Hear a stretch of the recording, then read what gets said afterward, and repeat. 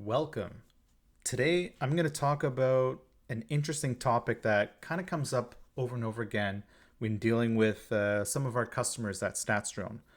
And I'm going to talk about the three different points, but it really comes down to trust.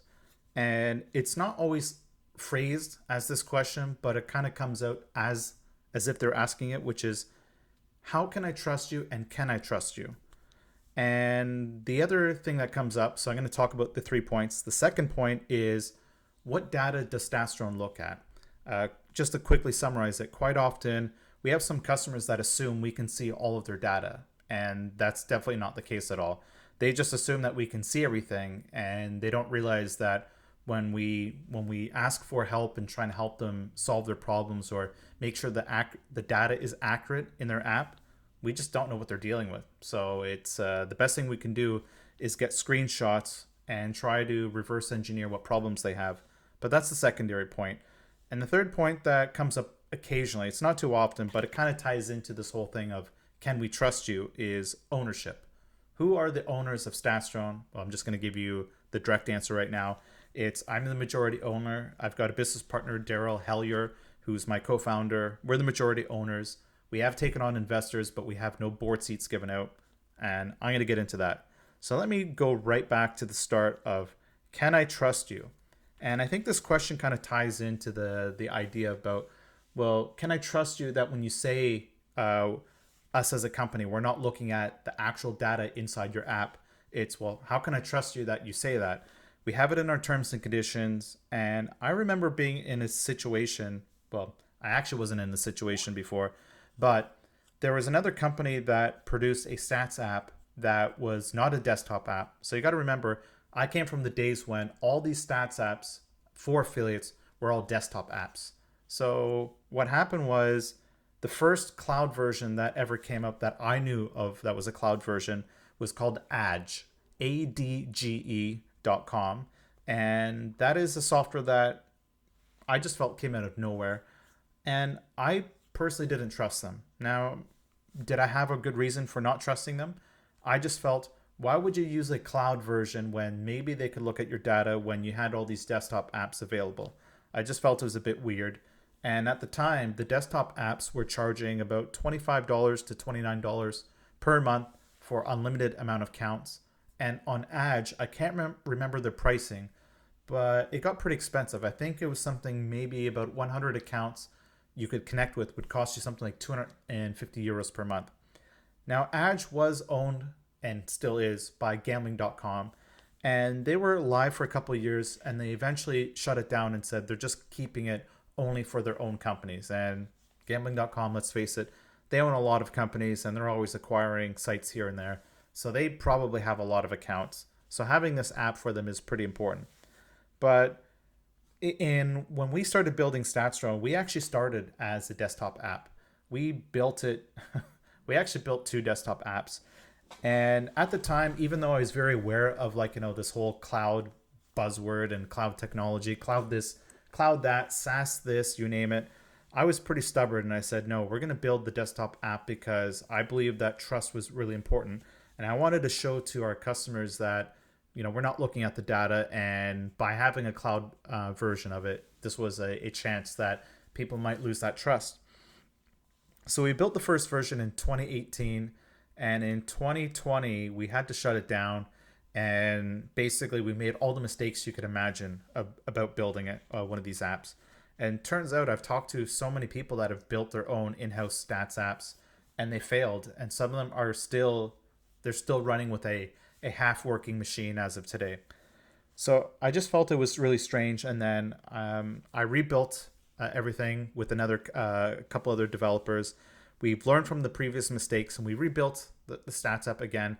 This time it was actually working properly. So we had a new desktop app. It was available in Mac, Windows, and Linux, and I thought it was great.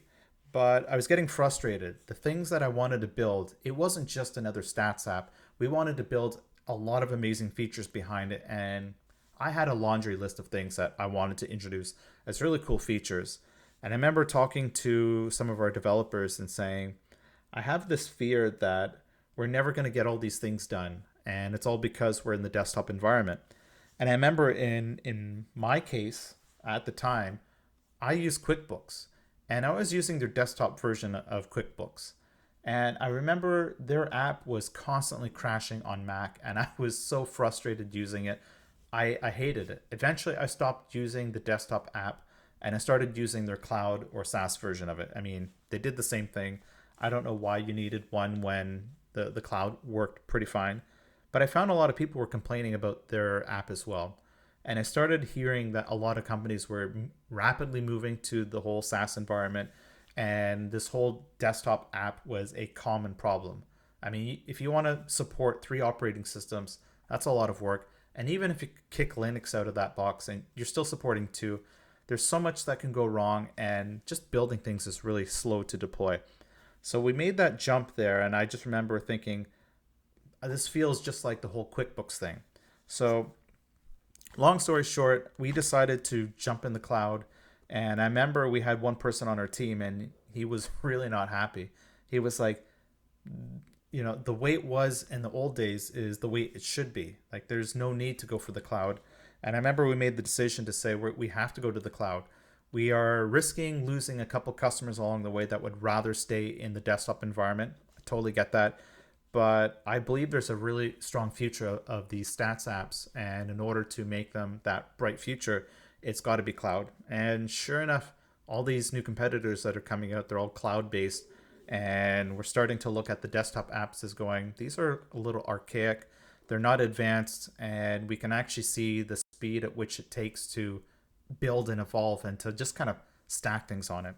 So that kind of goes back to the whole thing of like, can I trust you? Well, we really wanted to make this desktop app work. We tried and we spent a lot of money and time at the expense of having maybe a brighter future where our app would have been on the market.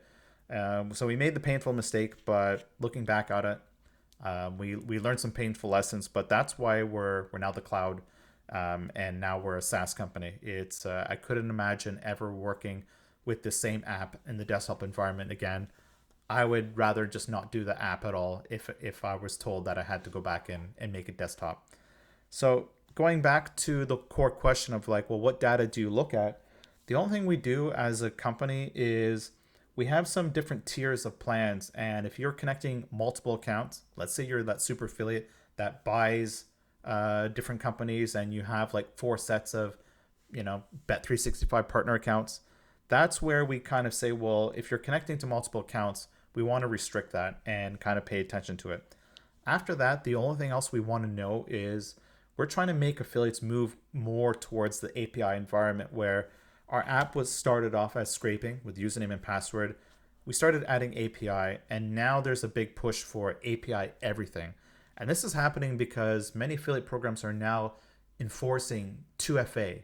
So it's this extra security on your account, but trying to scrape with 2FA enabled is just impossible. It's not going to get done. So that's all we're doing is we just want to look at enough data so we can see how we can help you as a customer. But we don't see anything that's inside when it comes to clicks or depositing players or how much money you made. I'm just surprised at how many customers actually have thought that. They just say whatever. And I'm like, whatever. No, we went out of our way to make sure that we don't see that. And I think the only thing else we can do to ensure that we're not doing this is one of two things. And one of them we're definitely not going to do, which is open source the software. We've actually thought about it, but that would be a big mistake because we have some people that would really like our software, and we're not going to share it up for that reason. The second thing that we are considering doing and we're likely to do is basically get some auditing of our software to try to prove that these things aren't happening. We do have a feature of self-hosted data, so if you want to host all of your data on your own server, we've set that up, and we did that for that reason. It's just answering the question of going, well, where's the data stored and how do we know you're not looking at it? So yeah, it's maybe we're not conveying the right message on our website and in our app, and we are redesigning the website and the app as we speak. So hopefully we'll be able to address those pain points and answer that as kind of like a frequently asked question. And then the last one, which is point 3, and it's not common, but it comes up occasionally. And I had one very big affiliate that was concerned that we were owned by another affiliate company. So it's kind of like, they don't want to trust another app that's owned by their competition. So I've got 2 points to answer that. The first is that no, we are not majority owned by any affiliate group, and if anything, it's I'm the majority owner. My business partner is a minority owner, and together we are majority. We do have some investors on board that are helping us with our journey, but they don't get access to data. They just get access to reports that we send them. But I just felt it was important because this question came up a couple of times, and I get it. It's I won't name competitors, but we have one of them that is owned by an affiliate group, and so that leads me to my next point of within the same topic about ownership, which is as a company we were an affiliate, and that makes sense because we have the experience, we understand the pain points of why are we building this app. Well, we're building it because we know what it's like to track stats manually using spreadsheets, and it's just a pain. But the affiliate accounts really helped us bootstrap and help us pay for the software. So that's part of our story and our journey is we had these websites, they made money, and we took all the profits right back into building affiliate software. We ended up selling most of our websites just because we wanted to do two things. Well, wanted more money to pay for the software because we're very passionate about it. And at the same time, what we realized is that as we start selling these websites and we don't have to do the work that you guys have to do, which is SEO, content creation, managing your affiliate accounts. I'm actually very happy that we were able to put that chapter behind us and actually just be able to focus on what we do. It means that we're now 100% all in on what we do. We're not doing two different things where in the past of building the software plus running affiliate sites, it slowed us down. But that's why we've got investors, so we can say, let's step on the gas and let's just build this, the best version of this app we can. We still keep our affiliate accounts, mostly because every program that exists, we sign up immediately. Our main thing is we do affiliate program reviews, so we will always have an account. Quite often we get rejected. They keep asking us where are your players coming from? We don't have players anymore. We're out of that game. But usually we're able to get an account, and we use it mostly for testing. We just simply need to be able to connect and go, what software are they using, so we can connect as fast as possible. Go send in a couple clicks and just go, these are all the different columns, and line it all up. Usually when we see a program that's using, let's say, Sell Expert, My Affiliates, Income Axis, we're able to add that in about 5 minutes time. It's actually super fast. If it's a program we've never seen before, well, we need that account. We need to go right in and dig and go, okay, what are the different columns? At the end of the day, our job is standardizing this data and kind of making it such that it can fit perfectly inside the Stats app. So yeah, that's it. It's how do we trust you? It's not an easy one to think to just kind of answer and say, well, just trust me. You just can't say that. We hope that our actions kind of speak for itself. We are going to start updating our content marketing and the different messaging that you see both inside the app as well as on the website. So it's a couple lessons we've learned along the way. But no, we take this extremely seriously. Data is valuable, and there's so many data companies that exist that it's all based on trust. It's more than just terms and conditions saying, your data is protected. It's not being analyzed and looked at. So we take it seriously, and